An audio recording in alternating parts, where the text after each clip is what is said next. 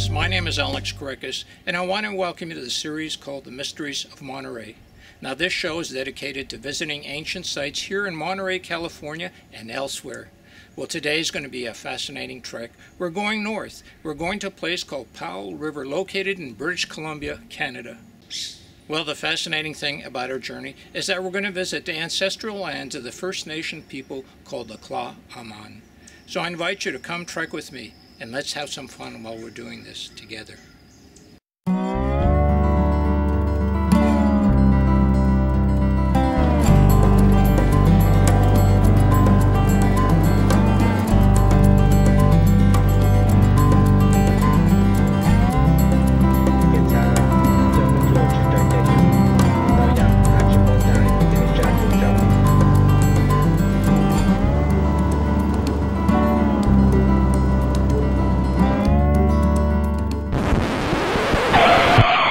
Oh no!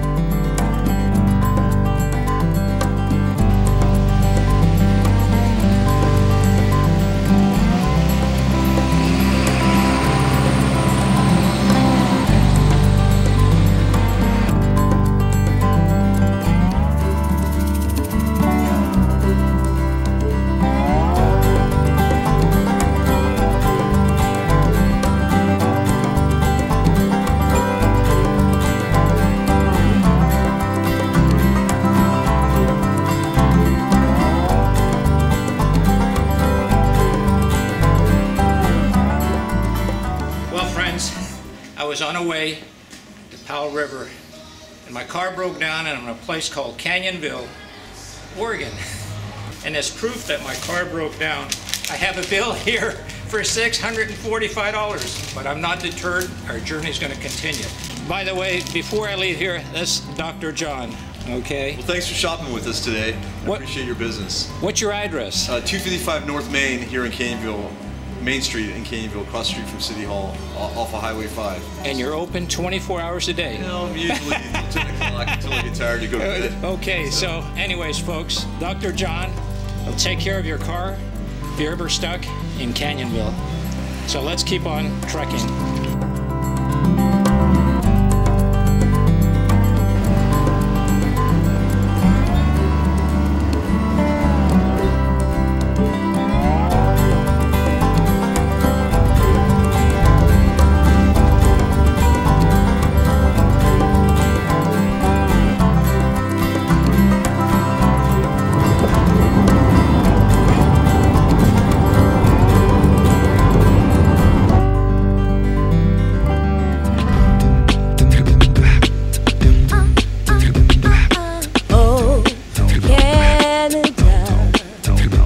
Our home and native land, true patriot love in all thy songs command, with glowing hearts we see thee rise, our true north strong and free. Everybody knows Canada rocks. We got great icons like Terry Fox. Ha! Beautiful places like the mountaintops. And even though the cold weather never stops, so many races from different places. Eating poutine is a daily routine. We got legendary women like Joni and Celine, playing like Gretzky, living the dream. From far and wide, oh Canada, we stand on guard for thee. God keep our land glorious and free. Oh Canada, we stand on guard. Hello friends. Well, it's been a long journey. I'm sitting inside my car on a ferry in Horseshoe Bay, British Columbia. I'll tell you what, it's been a hot, long trip with some surprising twists and turns. The biggest being my $650 repair and being stuck in Canyonville, Oregon. But I have not been deterred, and I hope you're still hanging in there with me. Anyways, let's get outside my car. Let's take a look at what a ferry ride in British Columbia looks like. I'll tell you what, it's a beautiful day out there. So, I'm going to keep on trekking, and let's continue to have some fun.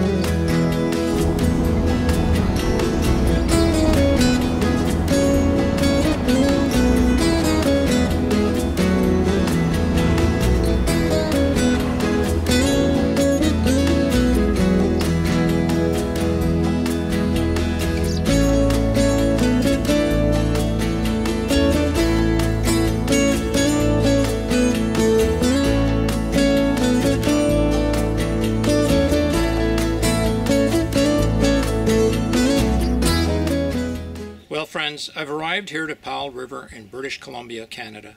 Now, I tell you what, I've had a wonderful journey, and I hope that you've enjoyed this trek with me. But before we continue further, I want to extend special thanks to my hosts and Canadian friends, John and Doreen Berg. Without their assistance, this trek that we're taking together would not have been possible. And I would also like to extend a special thanks to Eric Blaney, a Tla'Amin native from Powell River. He generously gave of his time and knowledge so that we may all learn. Thanks, Eric.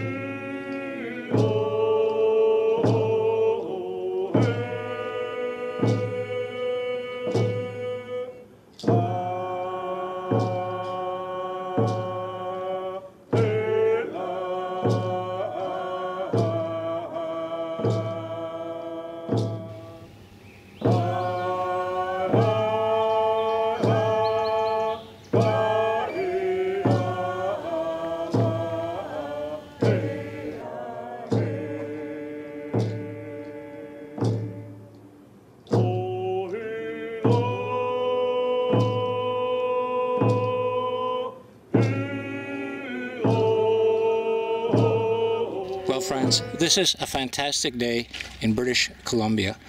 I'm at a bay called Clegg Quanum. This is the Tla'Amin name for this area. But we're approaching an ancient symbol. This symbol once marked the entrance to the bay where the natives once lived. These symbols are comprised of what's called cupules. And the cupule is the oldest symbol found in the world. The oldest cupules have been found in a cave in India, and those are over 250,000 years old. Now it's hard to discern this symbol, this marker over here, but let me show you what I mean. Can you see this right over here? Can you see these lines of cupules? These are small indentations, let's say half a golf ball size, cut into the boulder, and it's a triangle right over here. See this? There you go, all the way up here. And now it has another symbol, also a triangle, and you can barely see it because the rock is wet and the sun is setting on it. But there you go, you can see some of the cupules right here running up this boulder. So the cupules on that side are a mirror symbol of the cupules here, and this is a triangle, okay? And it is believed that this symbol here marked the entrance to the bay. I tell you, this here is fantastic. These symbols can be hundreds, if not thousands of years old. Now I talked to a local fellow living here in this area. He's lived here all his life, but even as a child he didn't know about this. I'll tell you, very few people have known that this symbol right here existed and now exists.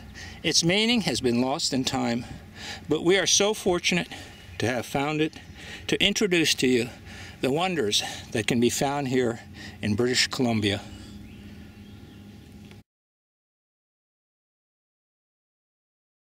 Hello, my name is Eric Blaney, and we're in the traditional territory of the Tla'Amin people.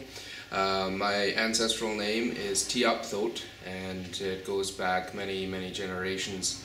Tiapthot was given to me in 2009 from the elders in my community, and the name actually comes from my great-great-great-great-grandfather.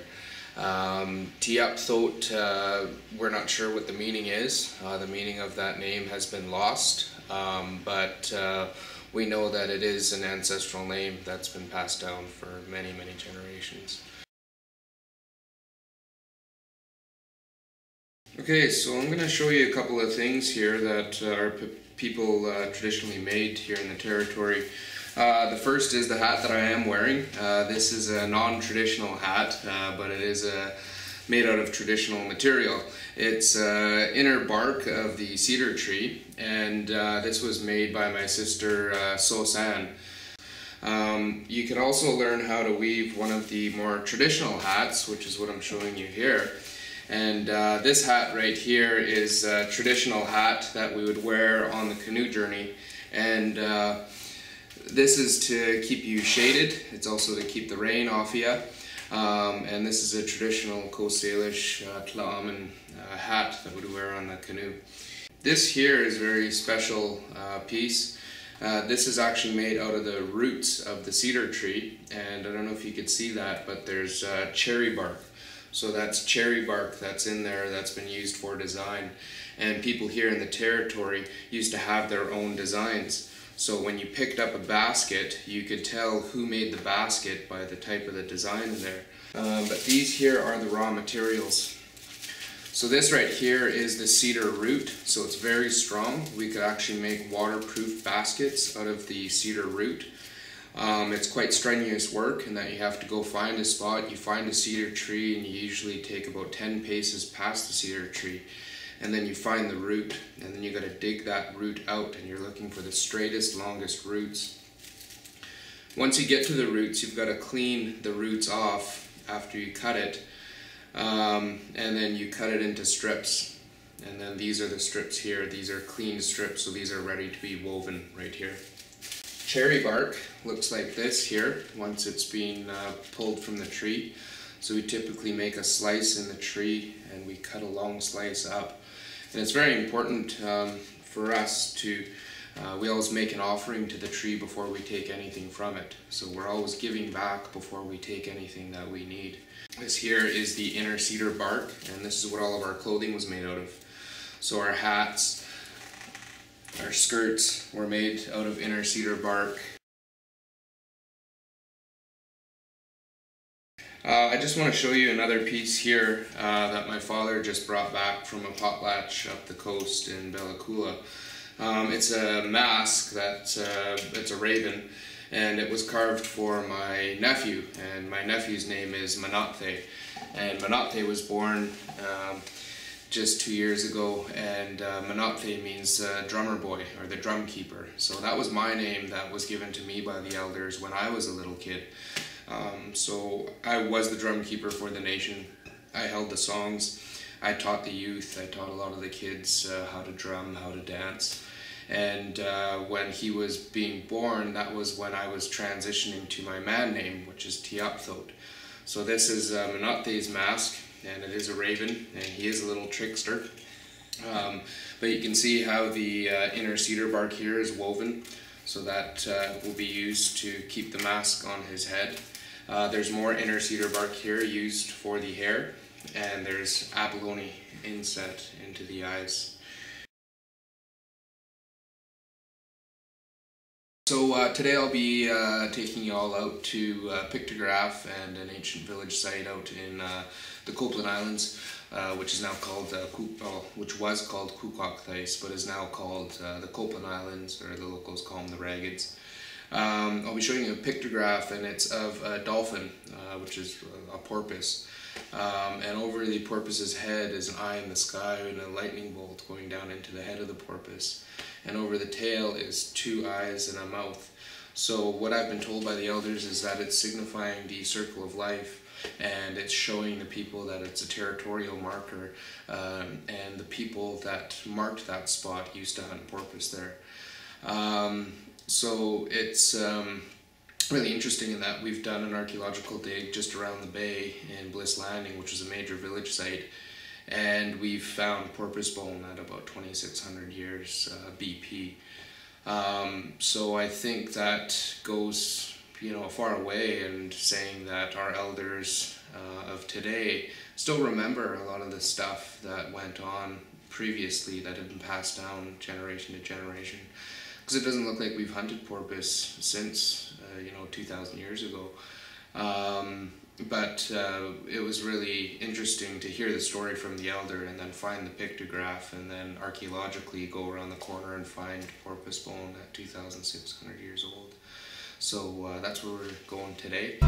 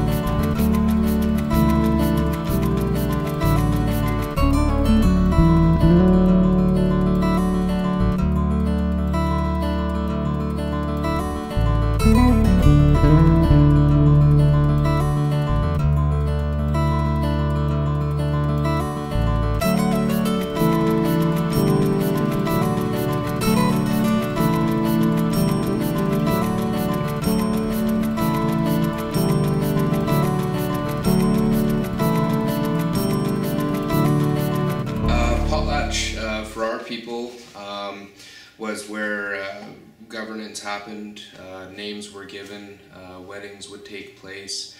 It was the passing on of information. It was a gathering of the people. It was a distribution of wealth. So when you have a potlatch, you're typically collecting things over a period of time or a number of years.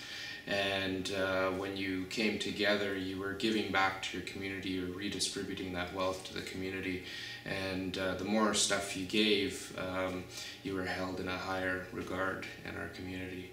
The potlatch was banned in the 1800s when the Canadian government came in and felt threatened by First Nations, and they banned the potlatch, which caused a lot of grief for our people. We lost a lot of our ways, we lost our dances, we lost our songs, we almost lost our language, we lost a large amount of our people between the 1500s and the 1800s. It's estimated that there was about 35 to 60,000 Tla'Amin First Nations people living here in our traditional territory. In the 1800s we were down to 189 people. So between 1889 to now, we've grown to just over 1,000 people again. So the potlatch, we've still not have, we don't have a traditional longhouse in our territory. A lot of the longhouses were burnt so that we couldn't have our ceremonies, we couldn't hold the potlatches that we used to. We couldn't have those governance structures. A new way of governing the people was forced upon us by the Canadian government. So by losing the potlatch, we really lost our identity, and Tla'Amin has been searching for many years now for help, and we've extended our hand out to neighboring nations who have kept their traditional ways, or they've relearned their traditional ways, and they've been able to share songs with us and share different ways and protocols with us. So I'd say that Tla'Amin people are still relearning, but we are growing quite strong. We have about 15 to 16 of our own songs now that come from the territory.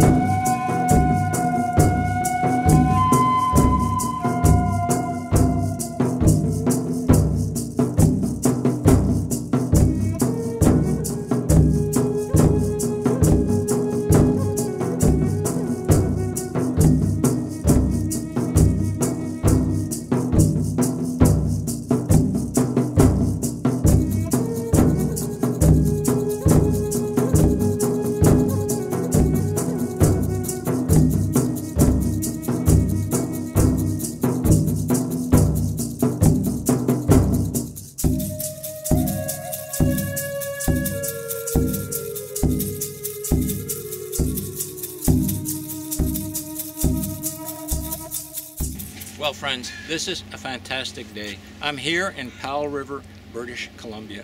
Right behind me is a stone wall. This stone wall was built by the ancients. They built it up to about 4 feet high. And what they did is they created a circular wall, like a half moon, from the stones on the beach. And when a high tide was in, fish would swim around inside this corral, so to speak. And when the tide went out, the fish inside this corral would be trapped, and there you had your catch of the day. Now, the interesting thing about this fish weir, this whole beach, if you take a look at it, is covered with stones. But this area where I'm standing at right now is filled with sand. Watch this, right behind me, you can see some of the remnants of the fish weir. You can see a pond, and there's sand underneath. But if you keep watching over here, if you watch as I turn around outside the fish weir, behind me you'll see that it's filled with stones. So all the stonework on the ground here was taken out by the ancients. They built a half-moon corral, and that was the catch of the day. I tell you what, if I would not have known the story given to me, passed on to me from a First Nation person in this area, I would not have known what I'm looking at. So anyways, I was glad that that information was shared with me, and now you should have an idea of how a fish weir, at least here in British Columbia, looks like. But let me tell you something. This technique is thousands of years old, and it's been used by ancient man throughout our history, not only here but all over the world. It's a simple and effective technique. Well, I hope you've enjoyed this little walk through, I guess, time. I know I have. Well, friends, our time here in Powell River, visiting the ancestral homelands of the Tla'Amin First Nation people, was a lot of fun. You know, people ask me, Alex, are you an ethnologist? Alex, are you an anthropologist? And Alex, you said something in your video that was not accurate. Well, I like to tell people that I'm an accidental storytelling tourist on a quest for knowledge. And if there's anything that I've said or done or that you've seen and heard that opens a portal to your mind to seek further knowledge, well, then I think we're all the better off for it. Well, anyways, I hope that you continue to trek with me as we go and try to seek further knowledge.